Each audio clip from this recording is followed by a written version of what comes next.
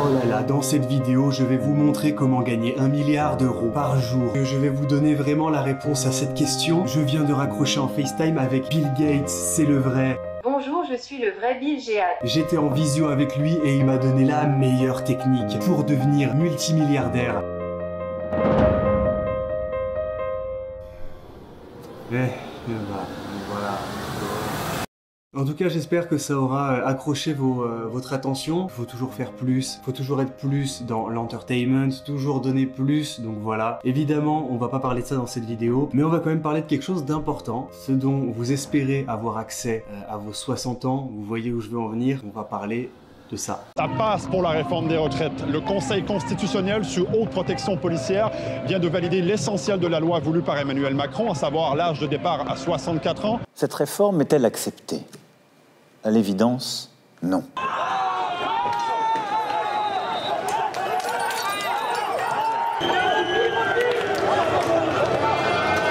On se dit, plus on manifeste, moins on est entendu. On vous dit d'aller vous faire voir, quoi. Après les passages en force, notamment du 49.3.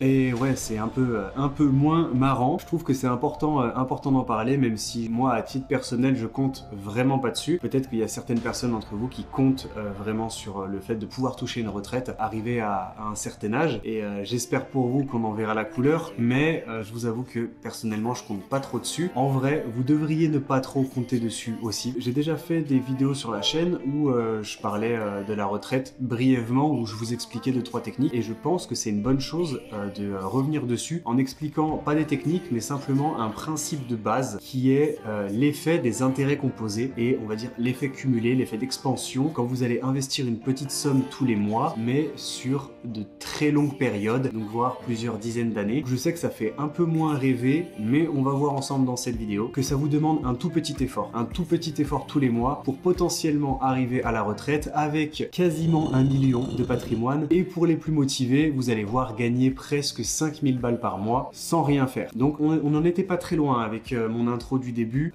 On n'est pas loin du milliard, mais on est à 5000 par mois en investissant vraiment très peu. C'est pas vraiment le mot, c'est un peu quand même. Ça vous demande un effort quand même tous les mois d'épargne, mais vous allez voir que ça en vaudra sûrement la peine et que vous vous remercierez plus tard d'avoir fait ces efforts aujourd'hui. Si aujourd'hui vous avez la vingtaine, même un peu plus, en réalité rien n'est perdu. Même si vous avez la trentaine, c'est faisable encore. On va parler de ça dans cette vidéo et je vous montrerai plus à la fin de la vidéo combien on peut espérer gagner. Avant de ça, on va faire un retour sur certains chiffres qu'on peut avoir par rapport à la retraite. Pour les moins convaincus d'entre vous, je vais vous montrer avec 2-3 chiffres et 2-3 articles que j'ai pu trouver sur internet de quoi vous redonner espoir et confiance en notre système de retraite actuel. Et on peut commencer doucement, simplement avec quelques chiffres. En 2022, 66% des Français estimaient que leur pension est ou sera insuffisante pour vivre correctement. Les jeunes entrent de plus en plus tard dans la vie active. L'âge moyen d'accès à un premier emploi stable est passé de 20 ans en 1975 à 27 ans aujourd'hui. Si les salariés actuels restent plus longtemps au travail en raison de la réforme des retraites, les jeunes auront plus de difficultés à trouver un emploi. Avec une entrée tardive dans le monde de l'emploi et des réformes qui continuent d'allonger la durée de cotisation, comment espérer une retraite? Il devient difficile de croire dans la pérennité du système des retraites dans 40 ans alors que nous ferons sûrement face d'ici là à de nouvelles crises économiques et climatiques. Donc ça c'est une réalité. Aujourd'hui, on a beaucoup plus, les jeunes font beaucoup plus d'études pour avoir de meilleurs salaires et c'est normal, sauf que du coup, ils arrivent beaucoup plus tard dans la vie active. Maintenant, on voit presque que aux alentours des 30 ans, ils ont fini leurs études. Pour ceux qui savent, pour avoir une retraite, il faut cumuler un certain nombre de trimestres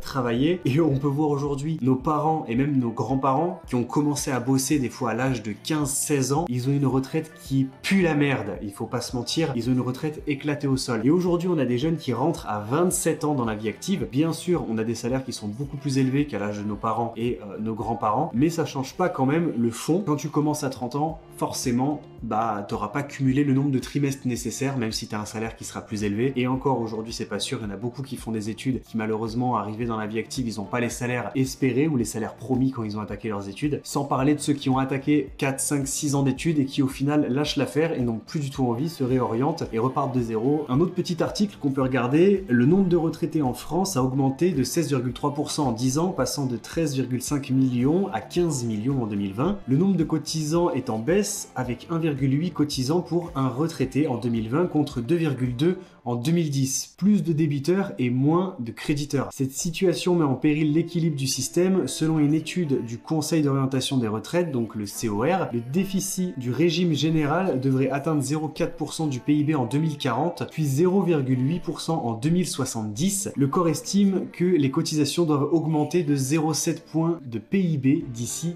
2040. Donc ça, forcément, qu'est-ce que ça engendre pour nous? Les salariés payent de plus en plus de cotisations dont ils ne sont pas certains de bénéficier dans le futur. Selon une étude de la Direction de la Recherche, des Études, de l'Évaluation et des Statistiques, bon, c'est un peu long quand même, la part des revenus consacrés aux cotisations de retraite a augmenté de 2,2 points entre l'année 2000 et 2018, passant de 9,9 à 12,1. On paye de plus en plus de cotisations pour justement subvenir à ce système de retraite, pour que les gens qui partent à la retraite là dans les années qui viennent et les dernières années, nous on paye de plus en plus de cotisations, d'ailleurs tout le monde paye de plus en plus de cotisations pour pouvoir permettre à ces personnes-là d'avoir une retraite à la hauteur de leur espérance, ou du moins une retraite convenable qui leur permettrait de vivre normalement. Et ça, nous, on va dire les jeunes travailleurs, on continue d'en payer de plus en plus, et forcément, comme on le voit écrit dans cet article, le corps qui estime que les cotisations doivent augmenter de 0,7 points de PIB d'ici 2040. Donc ça devrait augmenter encore plus, et on devrait payer encore plus de cotisations, alors qu'on ne sait même pas si nous, à l'âge de 60, 65, 70 ans, on pourra partir à la retraite avec une retraite convenable, et est-ce que des personnes pourront assurer, nous, notre retraite. Donc on est totalement basé sur un système où on fait confiance à des gens qui n'existent pas encore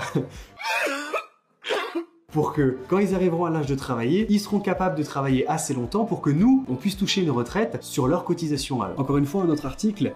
Un taux de remplacement en chute libre. Le taux de remplacement qui désigne le niveau de couverture d'une pension par rapport à celui de la moyenne du salaire des 5 années précédant le départ en retraite est d'aujourd'hui de 74% contre 80% il y a 12 ans. Il pourrait ainsi tomber à 63% pour les générations nées dans les années 80, à 62% pour celles nées dans les années 90 et quasiment 61% pour celles des années 2000. Donc, principalement pour ma génération, moi je suis né en 98, et peut-être pour votre génération, parce que faut pas oublier que les 2003 aujourd'hui ils ont 20 ans. Les projections du corps montrent que le système actuel de finance des retraites par répartition court à la catastrophe, alors même qu'elle se base sur des prévisions de taux de chômage et de productivité optimistes. Pour faire une petite conclusion de ce qu'on vient de lire, imaginons les personnes qui partent en retraite aujourd'hui. Avant, si on part sur le salaire moyen que gagne un Français, donc aujourd'hui, hein, d'après Google, le salaire moyen en France est de 2000 € par mois. Tu le sais très bien, je le sais très bien, 2000 € par mois, on est plus aux alentours des 1500 que des 2000 € par mois, mais admettons qu'on part sur les 2000 € par mois. D'ailleurs, checkez ce petit graphique, c'est 30% des Français qui gagnent entre 1500 et 2000 € par mois, mais il faut pas oublier que 20% des Français gagnent moins de 1500 € par mois. Donc, on va faire nos calculs comme si ces personnes-là n'existaient pas. On va partir sur 2000 € par mois. Mais gardez en tête que 20% des Français gagnent moins de 1500 € par mois. Donc imaginons,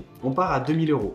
T'arrives à la fin, t'arrives proche de ta retraite. Il y a 12 ans, c'était 80%. Donc tu fais les 2000 x 80%, ça fait que tu gagnais 1600 € de retraite. C'est bien, c'est confortable, on va dire, pour vivre aujourd'hui, et encore vraiment, si t'es propriétaire de ta maison, que t'as pas de loyer, tu peux vivre confortablement. Si c'est pas le cas, que t'as un loyer à payer, que t'as encore beaucoup de charges arrivées à ta retraite, que t'es peut-être encore endetté, 1600, c'est tendu quand même. Aujourd'hui, on est à 74%. Donc on reprend nos 2000, fois 74%, on est déjà à 1480 €. Donc on perd déjà quand même un peu. 1480 €, c'est pas folichon. C'est comme un jeune salarié. Tu vois, genre, tu pars à la retraite, tu retournes au même niveau de vie que quand t'avais 20 ans et que tu commençais à bosser, avec un SMIC presque. Mais ça, c'est pas le pire. Ça, c'est pas le pire. Si on prend, du coup, les personnes qui partent à la retraite, donc la génération de l'an 2000, qui va partir à la retraite sûrement dans les années, je sais pas, peut-être 2065, 2070, on part sur des projections de 61%.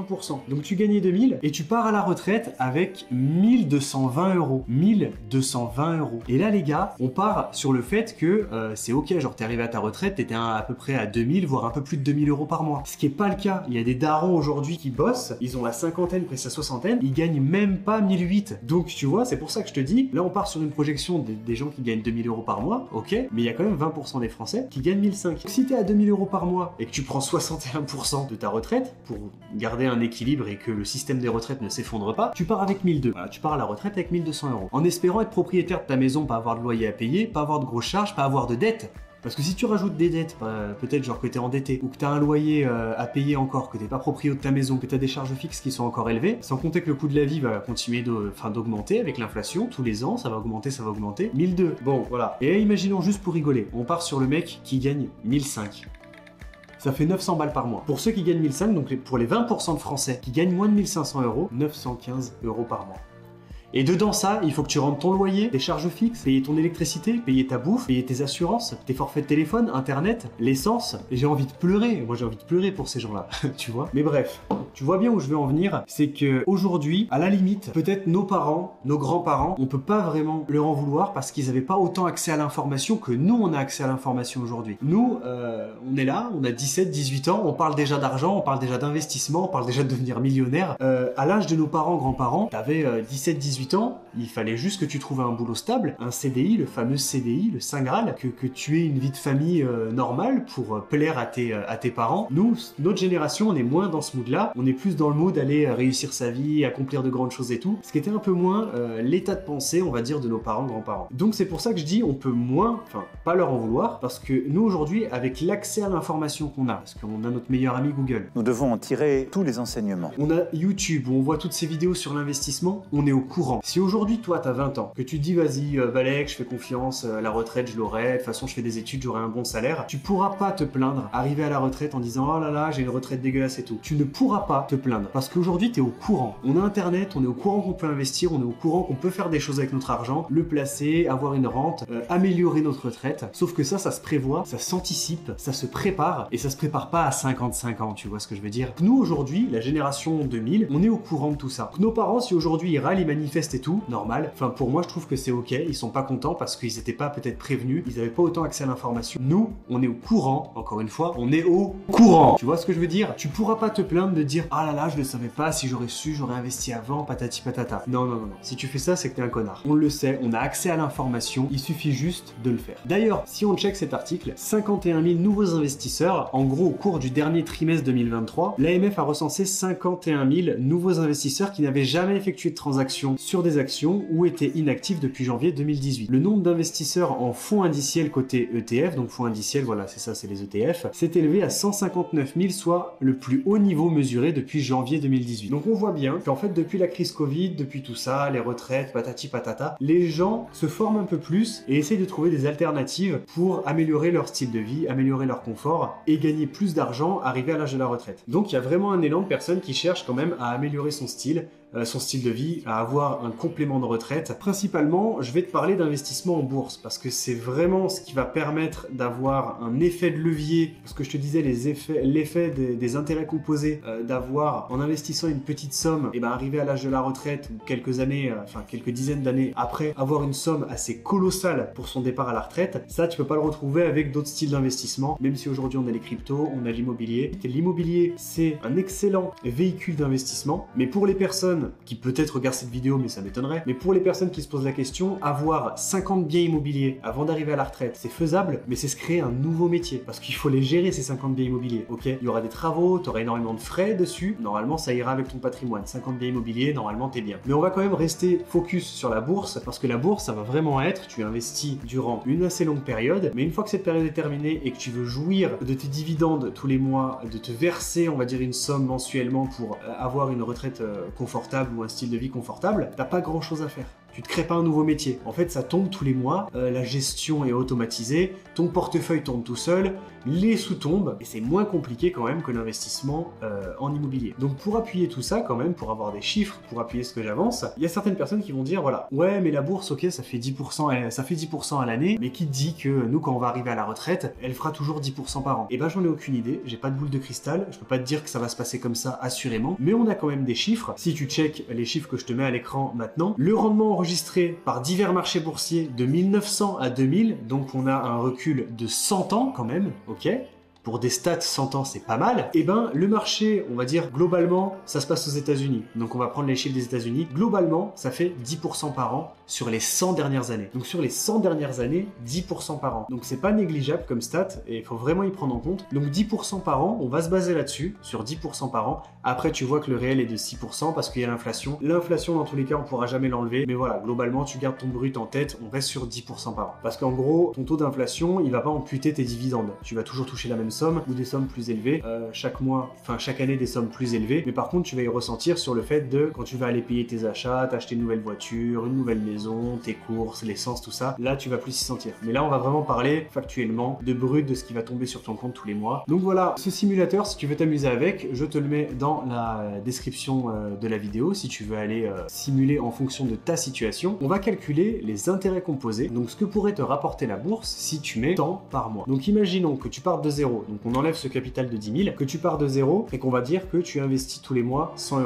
Le taux d'intérêt sera de 10%, puisque c'est ce qu'on vient de voir, que la bourse faisait 10% par an sur les 100 dernières années. Donc on part sur ces projections-là en se disant que potentiellement sur les prochaines années, elle fera 10% par an. La durée de temps, c'est pour ça que je te le mets en description, parce qu'il va falloir que tu le fasses en fonction de ta situation. Moi j'ai 25 ans, donc si on part sur 25 ans, comme ça j'aurai 50 ans, et je pense que 50 ans, si je peux partir à la retraite à 50 ans, c'est cool, tu vois, j'attendrai pas 15 ans de salariat en plus, même si tu as compris, je t'ai déjà expliqué plusieurs fois sur cette chaîne, que j'aspire un peu plus d'ambition que le salariat, et que voilà, à côté de mon travail, je bosse tous les jours sur des projets personnels pour arriver à me créer, on va dire, des revenus supplémentaires qui me permettraient de partir à la retraite bien avant 50 ans. Donc ça on verra, on en parlera peut-être dans une prochaine vidéo, mais voilà, imaginons que je pars sur le fait que je vais rester salarié et jusqu'à mes 50 ans. Tu vois, si t'as 20 ans par exemple, on peut mettre 30 ans, on part sur le fait de partir à la retraite à 50 ans, ce qui est déjà pas mal, puisque tu vois les gens qui râlent, qui font des manifestations, ce qui est normal pour eux, ils ont 60-65 ans, parce que c'est l'âge auquel on part à la retraite aujourd'hui. Sachant que nous, ce serait vraiment pas déconnant de partir à la retraite à 70, si on reste sur le même système de retraite. Ça, faut vraiment se le mettre en tête. Donc allez, on dit qu'on a 20 ans. Non, je vais prendre ma situation à moi.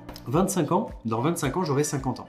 Je fais une crise d'angoisse. Ok, mes intérêts par an, j'investis 100 €, taux d'intérêt 10, allez, calculer. Ce qui fait que j'arrive à la retraite avec un petit pactole, donc à 50 ans, de 124 000 €. Ce qui va nous intéresser, c'est de voir la répartition mensuelle, donc ce que je vais gagner tous les mois. Ce que je vais gagner tous les mois, à l'âge de 50 ans, ce sera 983 €. Bien sûr, est-ce que c'est suffisant pour arrêter de travailler ?